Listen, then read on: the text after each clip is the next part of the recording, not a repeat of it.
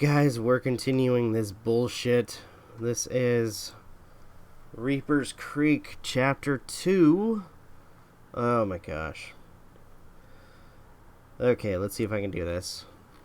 It looks like it's a couple pages. Okay. Alright. We got this.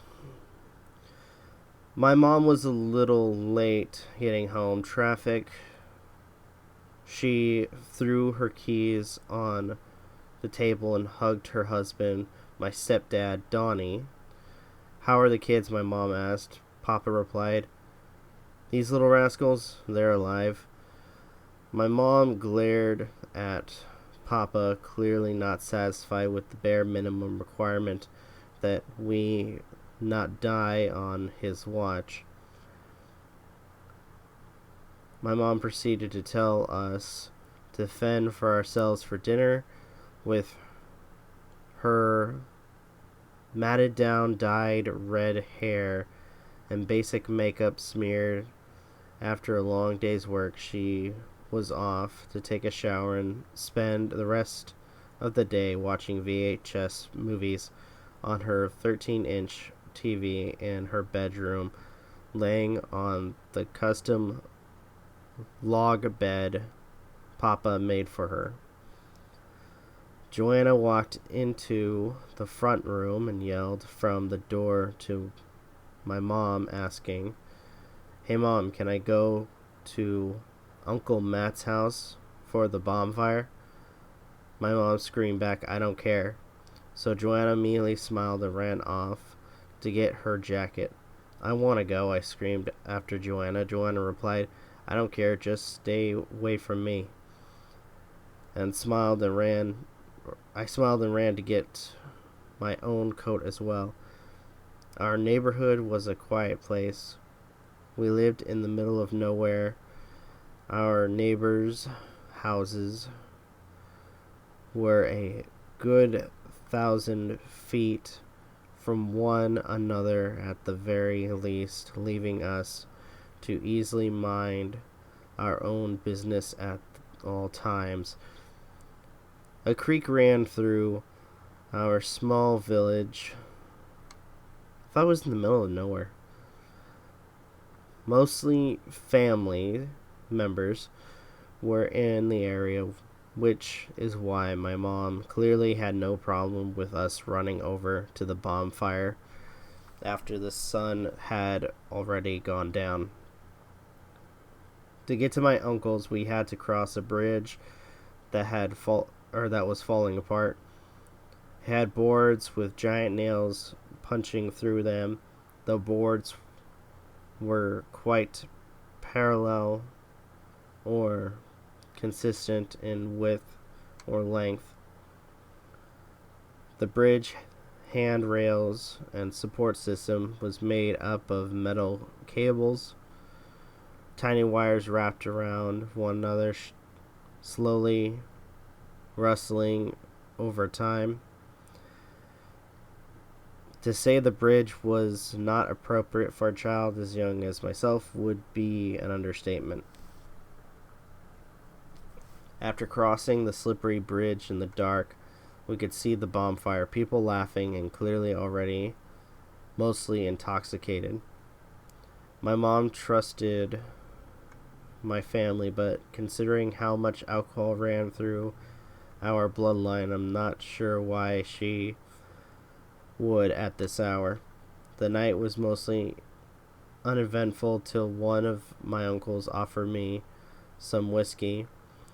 I was mostly opposed to drinking alcohol and drugs in general, but I was even more worried about drinking off the same bottle as my uncle. Strangely enough, I am more anti-germ than anti-drug, and I'm really anti-drugs.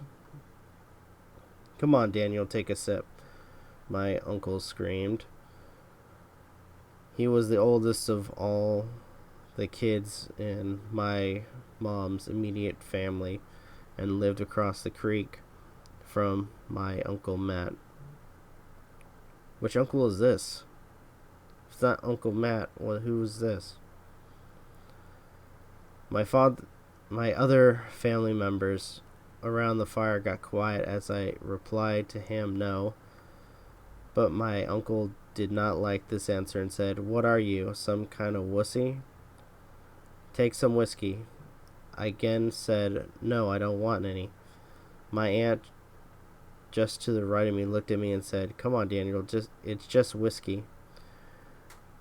I sat there silently and angrily that an otherwise good night was turning into an awkward situation where my own blood was trying to infect me with a lifelong addiction.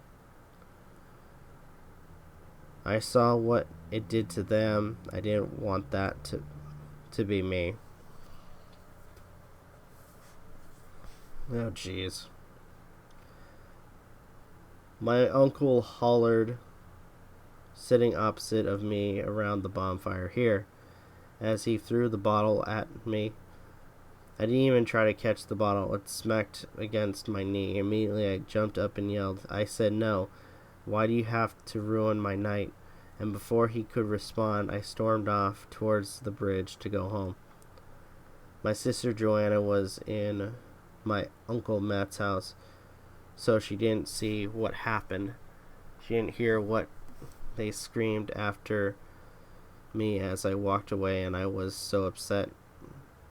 I didn't process what they said either. Full of rage, my whole walk home seemed... Okay, where is this? And see, is that how you... Hold on. The fuck kind of word is that? I'm looking it up.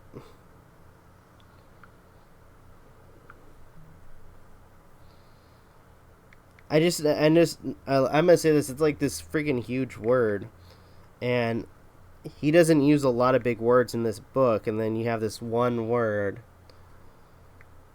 that just kind of tries to make him sound smart. I never heard of this word. But then again, I might be an idiot. Oh, instantatious, okay. Yeah, that's like the only big word I've seen in this whole thing. Despite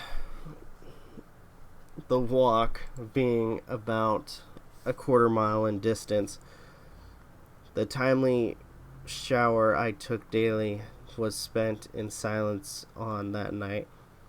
I just stood there brewing, staring at my knee that had been impacted by the whiskey bottle. This would only further my frustration with people who drank alcohol. I would have understood if I was at least drinking age, but they didn't care, and my mom trusted them. Why? My head slammed against my pillow right next to the blaring furnace that heated my entire tiny room. The burning gas-filled sound was a welcome relief from the disappointment I felt for my family that night. I knew I was an adult and saw another adult trying to get a kid to drink alcohol. I'd throw them in the creek head first, but no one did anything. No one defended me. My eyes closed. How could this night get any worse? I thought to myself, not really realizing the night was not over yet. My dreams owned my sleep and my soul. They were about to take me to a place I had never been before. Something was very different. I felt the chill in my bones.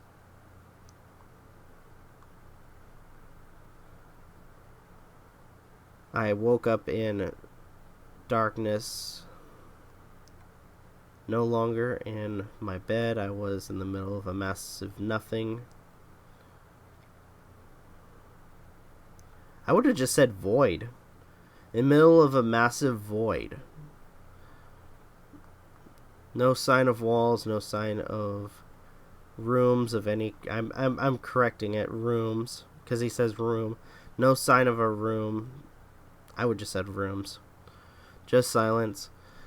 I could hear a crackling noise, but it wasn't with my ears. It was like a noise you remember, only this was playing in the back of my skull. I went to touch the back of my head, and when I was interrupted by another non-audible noise, it was a voice, but it was speaking a language I had never heard before. I looked up and saw a warped face. It was at this point I knew I was not in my world anymore. It was in a dream, or I was in a dream. Despite the warped face now being closer to my eyes than ever, it remained hard to make out. Like my eyes were sleepy, causing an intense blur. Only I could see their body clearly. Their long, skinny legs, their stick-like arms. I could even somehow see their spine protruding outward and hutched forward despite me having no clear sight of their back. In dreams, I can hear things most can't hear. I can see things most can't see. I have no explanation, cognitive abilities. I have no explanation, cognitive abilities in a sleeping state.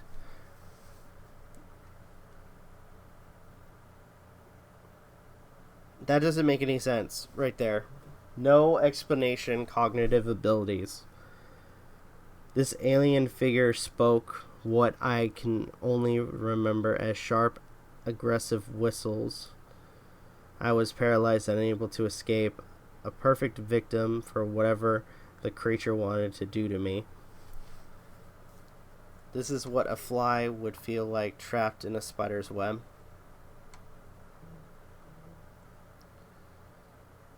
Only I couldn't even struggle. I was paralyzed physically and mentally. The alien grasped the back of my neck with his twig-like fingers, brushed both hands down the sides of my face, and shortly after lined one finger up with the front of my throat. I began to feel a piercing sensation, but it was accompanied with the sensation that I was being choked as the alien pushed their finger into my neck. I could see from another perspective within the dream that they had submerged half of their finger into my flesh, as if my soul was outside my body. I could see myself being impaled by this cold gray creature. My eyes turned black as I began to choke up a mud and ash-like paste out of my mouth. Good morning, good morning, good morning to you. We're happy, so happy. Good morning to you. Ho ho, my mom sang in the most irritating way to get me up every morning. I looked over my bed rail, and there she was with my lunch packed, my backpack in her hand, clearly indicating I was going to be late for the bus. Time to go to school. Okay, what the fuck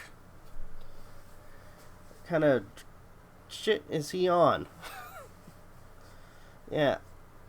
I'm and I know it sounds like a nitpick, but that one word, ostentatious, I think it was, that's like the only big word I've seen in this book thus far. I don't understand why just one random one random freaking, like, huge word to probably to throw people off, but it's just really weird. And I just feel like he's trying to make himself sound smart. Alright. But, oh my gosh, this is so dumb. It is extremely dumb. But we're going to continue because people love to see me tortured. So, alright.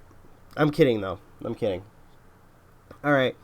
So, I'm going to go ahead and end this here. We'll continue the next chapter on the next video. So, thank you guys for watching. Truly appreciate it. If you guys can, like, share, subscribe, all that good stuff. This is Rob of Novakast signing off. Have a good one. And take care. Peace.